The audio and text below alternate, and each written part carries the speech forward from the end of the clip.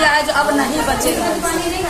तो पापा के बिना हम कौन पढ़ाएंगे, कैसे हम भोजन करेंगे, कैसे हमको।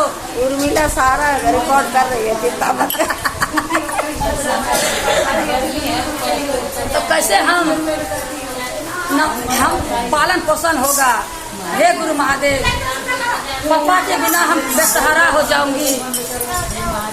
आप सच में गुरु के काम करते हैं। मेरे पापा जब ठीक हो जाएंगे तो 20वां दिन सबको गुरु मान लेंगे। 20वां दिन तक है आपका परीक्षा, 20 दिन तक आप ठीक कर दोगे, गुरु मान लेंगे। सब पूरा परिवार चर्चा करवा देंगे। मन ही मन गुरु मान लिया।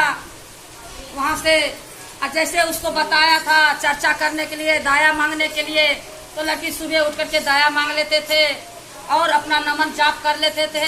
और चर्चा जैसे वहाँ बच्चा रहती थी तो उनको एक दूसरे के 3 सूत्र के पहला सूत्र दाया मांगना, दूसरा से चर्चा करना, तीसरा सूत्र नमन करना, अपना सहेली को बता देती थी। अगर तब गुरु मानेंगे हम, तब जाकर के वे इतना बात सुन लिया। वहाँ से प्रसादी दिया, वही भसन दिया, जल दिया। वो जल को रख लिया 1 बोतल पानी में, वही जल मिला दिया। रोज जल मिश्री घोर करके उसको पिलाती पापा को। वही मिश्री पीता तो कुछ खाता पीता नहीं। तो कोई फल फूल होता था तो वही रस उसका क्यों था। डॉक्टर भी मना कर दिया था बहुत, 1 महीना 2 महीना हो गए थे वहाँ से आए हुए। फिर जा करके वे जैसे 20वां दिन हुआ, धीरे धीरे धीरे 4 बज गया, तब वहाँ से बोला आज तो उनका परीक्षा है। पार्वती करने लग गई जो उसका था गुरु का, हे स्वामी आज तो आपका परीक्षा है, आप कैसे उसको ठीक करोगे, वो तो आप पर भरोसा किया है। तब जाकर के महादेव आए 4 बजे, जैसे घंटी बजते हैं वहाँ पर जैसे उसको काया देने लग गया, पूरा मनोहर दे ऐसे काया देने लग गया।